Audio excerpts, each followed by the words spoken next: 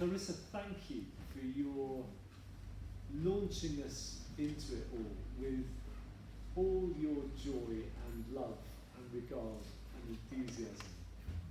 You started us off saying we're here to listen and to share, that we were here to be renewed, to love one another, to share disappointments, to grow, to gather, to find Christ, and to make a positive difference in the world. Thank you for setting us off on such a trajectory, because that's what we have been about today. Then we had Bishop John talking to us about holiness, where I do think we suffer from stained glass windows. We can imagine that to be holy is to have a sort of vague halo behind us, and that we've got to be some kind of paragon to possibly go near such a term. And John, I think what you helped us all think about was that holiness is not about those things. Holiness is about making space for God to touch our lives, so that through our touch, God can reach others. And I wonder if that's a way to think about what you offer as chaplains in the different places where you serve, and in the many different contexts that are represented here today.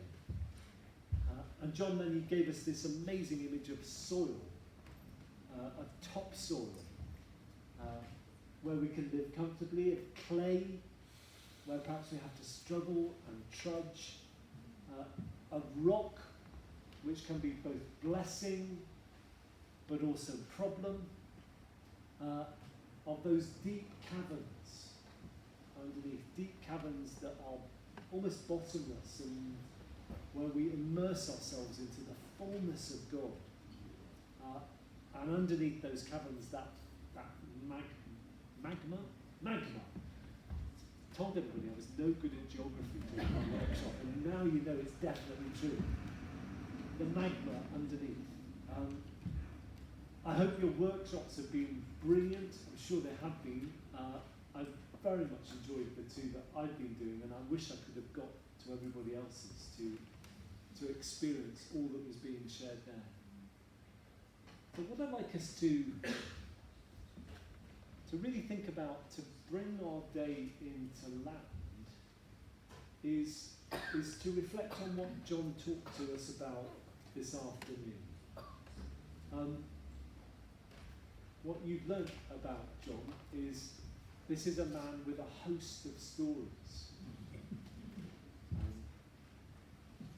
I still remember you telling the one about Boris Yeltsin getting off the plane in Ireland, where I think Boris Yeltsin was travelling from Moscow to Washington, and had to put down in Ireland, where they got him off the plane for a press conference, and he was so drunk, of course, at that point, that this was really problems. So the first question was, so, Mr. Yeltsin, how is the situation in Russia today? To which Boris replied, good. And then the reporter said, and in more than a word, not good. But we've heard John's story, but what I'd like us to reflect on as we think about what John talked about this afternoon is a story that's central to us, and that I think might help us appropriate John's words and teaching that he's given us. And it's the story of the road to Emmaus. So let me read that to you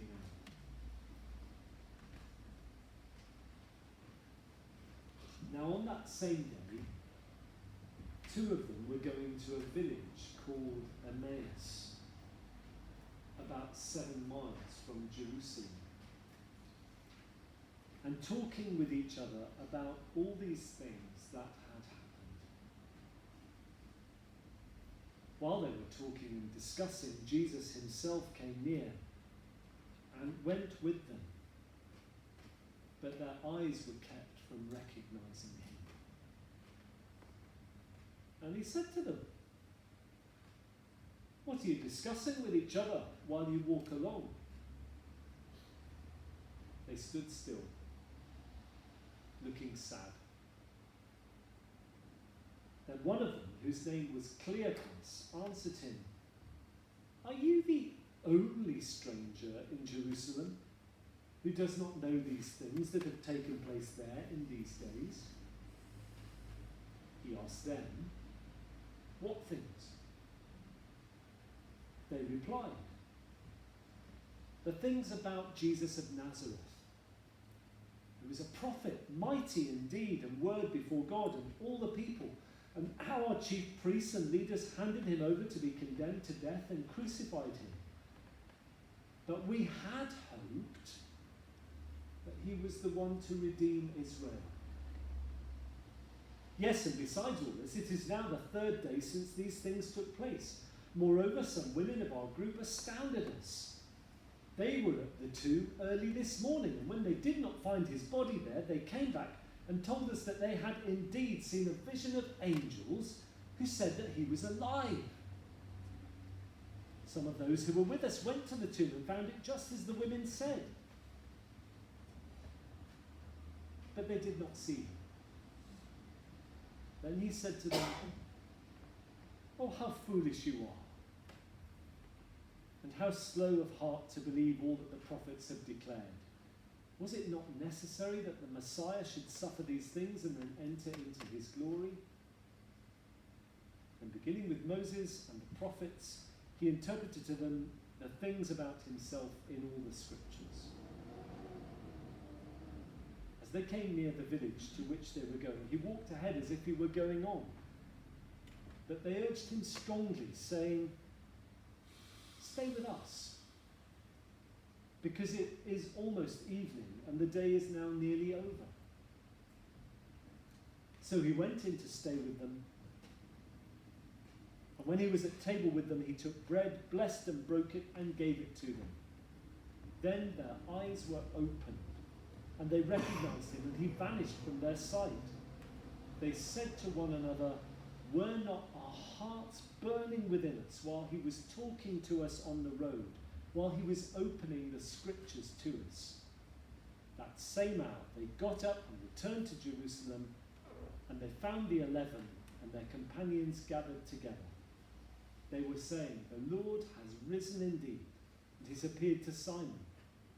Then they told what had happened on the road, and how it had been made known to them in the breaking of the bread.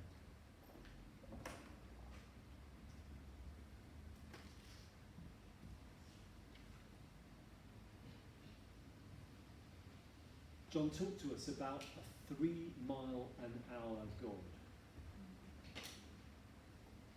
And there this God is on the road to Emmaus. The two disciples are not receiving his story like one of those CNN ticker tape news flashes at the bottom of the screen. It's a story that's unfolded over time with them as real people in real time. And that is perhaps the gift that you bring best of all as chaplains.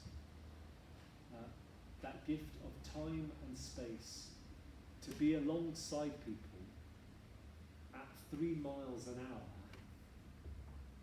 enabling them to be who they are with you as you are, in your holiness, so they can touch that holiness and that it can touch them.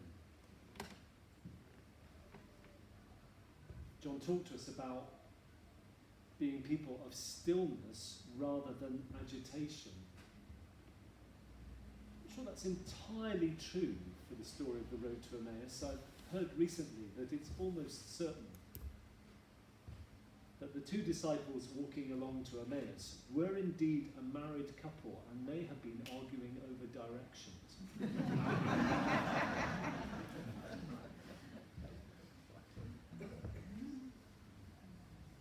But perhaps they did have a stillness when they met with Jesus. I think that kind of leaks out of the story to us, doesn't it? That when he comes onto the scene, he brings that stillness with him. What are you talking about as you walk along the road together? Jesus brings attentiveness rather than avoidance. What are you talking about? He goes to the heart of their issue.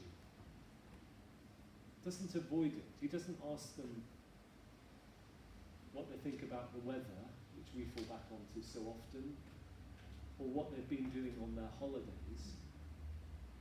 He goes straight into the question that is alive and burning and at the heart of their existence at that moment. Again, the chaplain's task. He's concerned about their whole rounded selves. He's not merely asking them for directions or seeing them as mere fellow travellers on the journey. Jesus is concerned with everything about them. And they have time and space to unpack who they are, what's been going on them, to tell him the deepest sorrows of their hearts. Wasn't that phrase in Luke?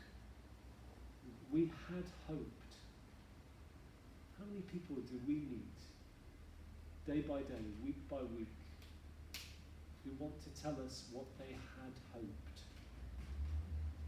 But it's not turned out the way I thought it would be. And yet Jesus meets them in that. He enters with them, blesses the bread, I presume with prayer. And then suddenly they get the whole story. And they get the story in a new way that suddenly connects with them. And I pray and I hope that that will be your experience as chaplains. And I thank you for all that you do. I don't think I really want to add lots and lots of words to this extraordinary feast that John has laid before us today.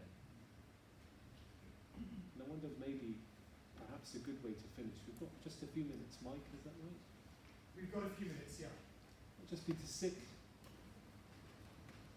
and enter into the stillness that John has invited us to inhabit. To be present to this room, this space, this story, your story. And hold that before God as we bring our day to a conclusion. Shall we do that?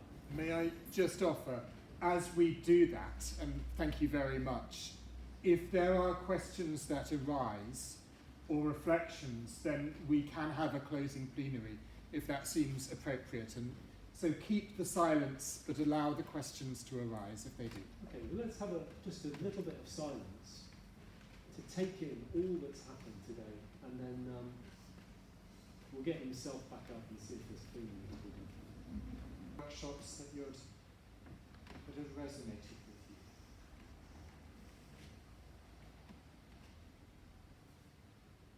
Anne. Say something slightly different. Just want to say how enormously powerful I have found seeing the words being translated into images. And those images have helped me retranslate the words into my heart.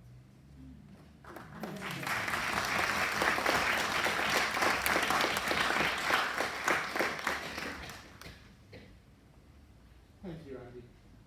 Thank you, Anne.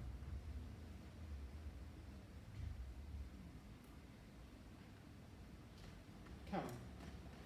I just wanted to say thank you for the vulnerability that's been a part of much of today, and particularly Richard's group. And I just think that the vulnerability has been quite powerful and a feature of chaplaincy.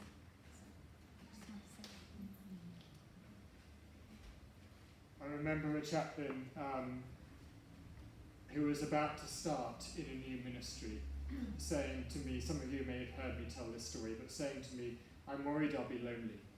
And in what was not my most empathetic moment, I said, don't worry, it's a dead certainty. You will be lonely. But then what can we do about that? Because chaplaincy is a lonely and a vulnerable ministry. So how do we respond? And I hope and pray that a day like this and fellowship and network can be part of that response. Not the whole of it, but part of it. But I would say though, Mike, to that, yes, it can be lonely, but you are never alone. Yep, I'd agree. And I would say that it very much depends on the context, because I think I'm probably more lonely as a self-supporting incumbent on my own than I am as a member of a hospital chaplaincy team. And I'm also aware that the very small city centre chaplaincy team that has been set up in Exeter has been very supportive amongst itself, you know, praying for each other regularly and doing that. And when it started, I was really encouraged to see that that was so important part of the setting up of that team. Thank you. Josh. Someone on my ship said to me a few months back, who looks after you? You spend all your time, you know, looking after us when we're down or whatever. And I think that exposing our vulnerabilities is a real witness to those we're looking after. That we are suffering from the same epidemic of loneliness in our own ways that they are. And I think it puts us on the same level as them. And I think those of us who are feeling lonely or discouraged or whatever, not